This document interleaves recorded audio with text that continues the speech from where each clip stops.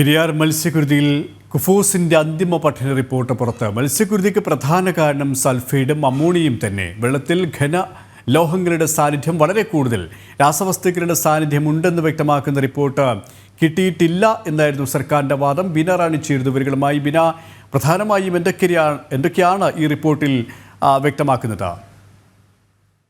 സുരേഷ്, കുഫോസിന്റെ ഒരു പ്രാഥമിക റിപ്പോർട്ടിനെ ശരിവെക്കുന്ന രീതിയിലാണ് ഇപ്പോൾ അന്തിമ റിപ്പോർട്ടും പുറത്തു വന്നിട്ടുള്ളത്.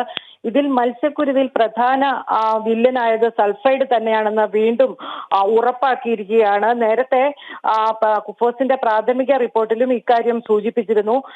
അമോണിയയും സൾഫൈഡും അടക്കം ഉള്ള രാസവസ്തുക്കൾ പെട്ടെന്ന് ധാരാളമായി വെള്ളത്തിലേക്ക് എത്തിയതാണ് ഇത്തരത്തിലൊരു ദുരന്തത്തിന് കാരണമായതെന്നാണ് ഇപ്പോൾ കുഫോസിന്റെ അന്തിമ റിപ്പോർട്ട് വ്യക്തമാക്കുന്നത്.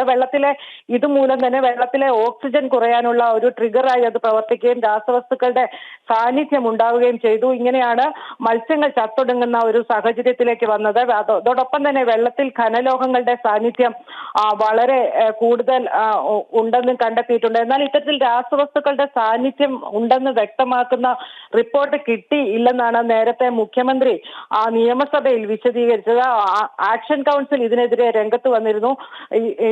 മുഖ്യമന്ത്രി യാഥാർത്ഥ്യങ്ങൾ മറച്ചുവെച്ച് കണ്ണടച്ച് ഇരുട്ടാക്കുകയാണെന്ന ഒരു ആരോപണം വന്ന് അവർ നേരത്തെ തന്നെ ഉന്നയിച്ചിരുന്നു. അതുകൊണ്ട് തന്നെ സ്വതന്ത്ര ഏജൻസിയെ കൊണ്ട് അന്വേഷണം നടത്തി റിപ്പോർട്ട് പ്രസിദ്ധീകരിക്കണമെന്നും സേവ് പെരിയാർ ആക്ഷൻ കൗൺസിൽ നേരത്തെ വ്യക്തമാക്കിയിരുന്നു.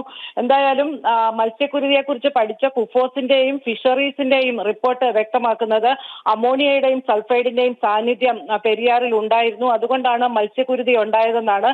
എന്നാൽ അത്തരത്തിലുള്ള റിപ്പോർട്ട് തന്നെയാണ് പുറത്തു വന്നിരിക്കുന്നത്. കൊച്ചിയിൽ നിന്നും ബിന റാണിയാണ് വിവരങ്ങൾ നൽകിയത്.